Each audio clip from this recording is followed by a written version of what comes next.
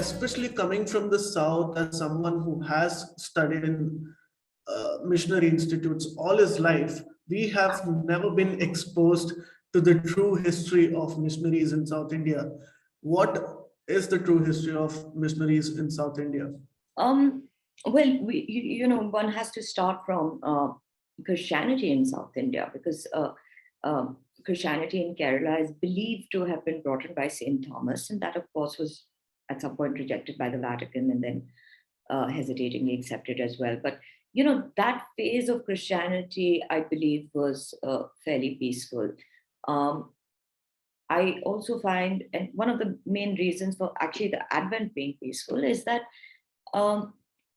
Hindus, by and large, are peaceful people. They're very open-minded, and they want to accept new ideas. They want to accept new forms of spirituality. But having said that, the Christian converts in the 1st and the 2nd century created a sort of a hybrid religion in terms of, following traditions and customs. Like down south, they'd wear flowers in their hair, they'd wear tilak, they'd still grow tulsi in their yards. But then complications really began with the advent of the Portuguese. You see, a resolution was passed that Christians cannot follow what they consider satanic practices, that this hybrid culture that was practiced in India in its limited way, the Christian identity could not allow, because this was against their, they didn't understand these practices.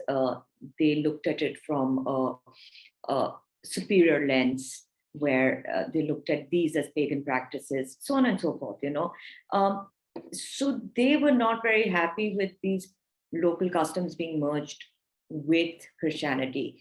Now, in resistance, there was a resistance to this as well. There were Christian converts who refused to give up their Hindu traditions and organized a counter event to this law being passed. Right. Now, where the event was held was really important, because the event in itself was important. The reason it was important is because this was possibly with the advent of this sort of forceful imposition of not just religion but culture happening. It became very evident that the Hindu traditions are very difficult to completely wipe out, because it's a part of people's day-to-day lives. Now, when this resistance also happened, you have to understand this is a split within the Christian fold. So that place is still known as, and forgive my pronunciation, Kunan Kurish, which literally means the Hunchback Cross. And it gets its name because there was this huge granite cross that was brought up and as a symbol of the resistance. And it was brought in for Christians who wanted to follow their traditional customs to take a vow at. So they were to come to the cross and kiss the cross. And this was almost this was in 1653. So, after half a century of the increasing influence of this oath, it was, it was like a pledge to liberate themselves from the Portuguese domination. And the cross bent somehow when they were pulling it, and it's a granite cross. So therefore it's called the Hunchback Cross. But, as we know, during that time, the Portuguese were playing havoc. And Pope Nicholas V issued a diktat that said that, the Kingdom of Portugal had the monopoly on forcing Christianity upon the people that it ruled, and which pretty much meant the people of Bharat, along with monopoly to trade on behalf of the Roman Catholic Empire in Asia. And these people hated local traditions, and this is one of the most gruesome stories in the history of the advent of missionaries, because hating these local traditions was followed by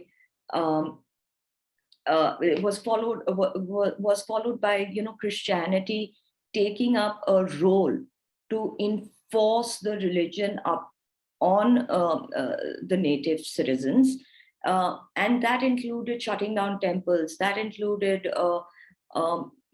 bloodshed, it included mass executions, it included all sorts of all sorts of rights being set aside, just to ensure that just to ensure that this religion was followed.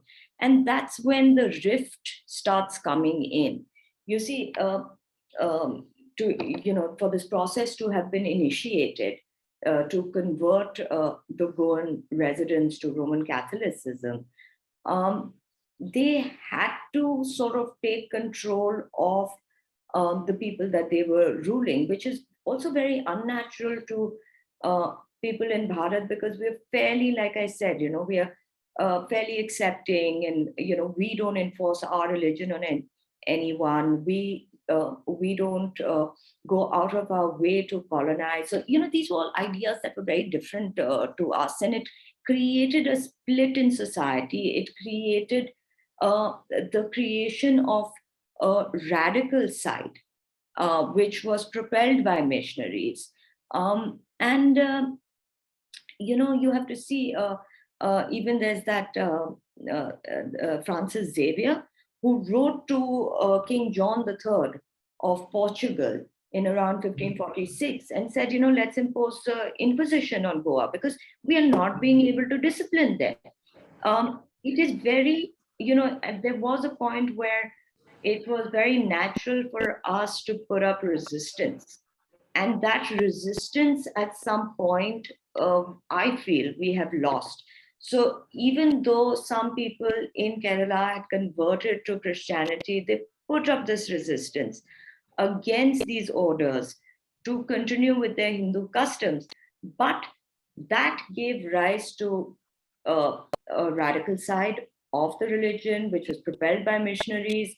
And it was the missionaries, it was the church leaders, that pushed for the Inquisition, which banned apostasy of Roman Catholics to Hinduism, Judaism, or Islam.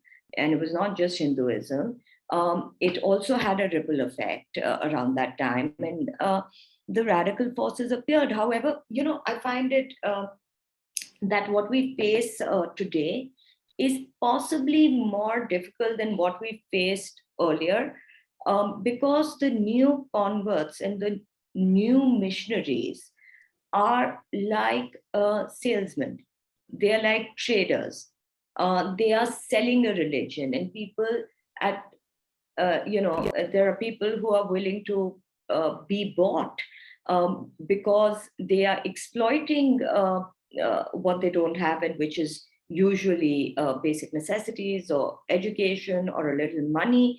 But just to make one last point, the fact remains that Hindus are peaceful by nature. So if we say that the advent of this religion right at the beginning was peaceful, it is because of the society that we have created, which happens to be egalitarian by nature, not entirely because they came in with a different mindset. Please remember to subscribe to us and switch on the notifications for this channel. For our other social media links, more content, and to support our work, please visit citti.net. Dhanyavad. Namaskar.